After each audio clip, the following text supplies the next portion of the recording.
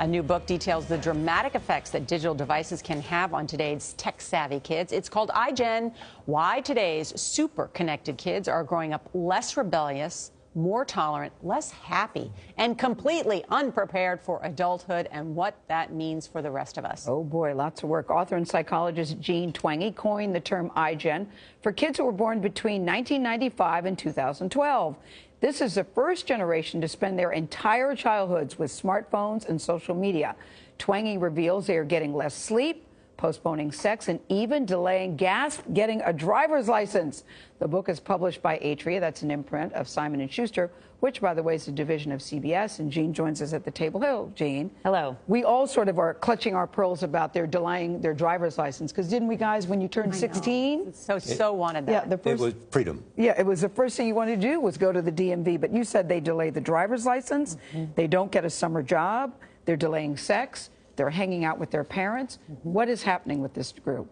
Yeah, so it's so common for people to say, oh, kids are growing up so quickly these days. You say growing slowly. But they're growing up more slowly. So with teens, so 18-year-olds now look like 15-year-olds used to in terms of the things you mentioned, like getting a job and driving. Do they act like 15-year-olds, 18-year-olds? Well, in some ways they do. They just haven't had as much independent experience. But yeah, the driving one really struck me too. There was one young man who told me, well, I didn't get my driver's license because my parents didn't push me to get my license. Which to a Gen Xer like me, wait, what are you talking about? It's the other way around, that it's the kid pushing the parent. So is it smartphones the cause or something else?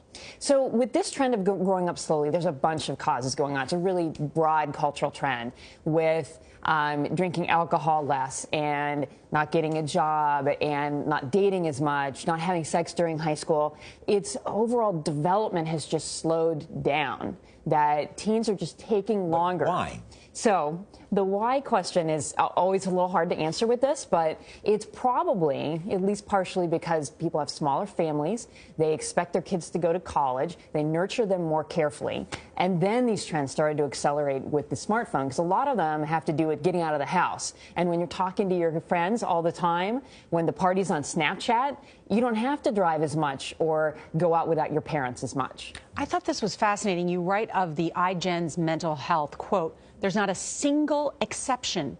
All screen activities are linked to less happiness, and all non-screen activities are linked to more happiness. That's the research?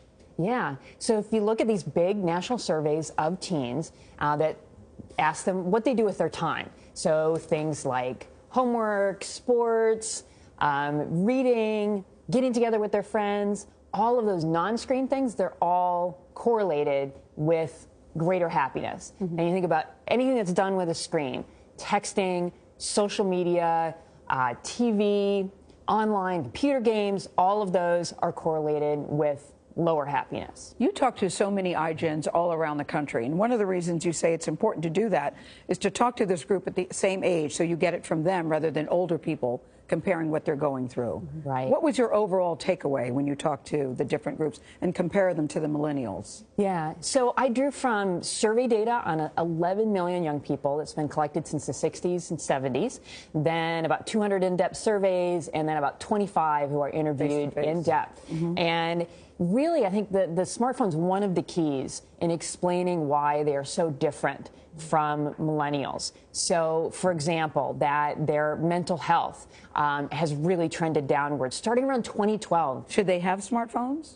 Well, that's the question, right? So if you look at that link between smartphones and unhappiness or suicide risk factors or depression, what they suggest is it doesn't really harm to spend, say, up to an hour or even an hour and a half a day with a screen, but 2 hours and beyond, that's when you start to see the link to these mental health issues. That's interesting. Yeah. Thank you so much. Yeah. One quick question, how did you, you're a mom, how did you change your own behavior with your kids? Yeah, so the day I analyzed that data, looking at screen time and unhappiness and depression, I took my kids' tablets and put them in a drawer. Wow. So there's a lot of flip phones at your house. Flip phones. They don't like you, Jean. They didn't seem to mind. I was kind of shocked. Yeah. Yeah. Really, this is really important. Thank you so much. Thank you.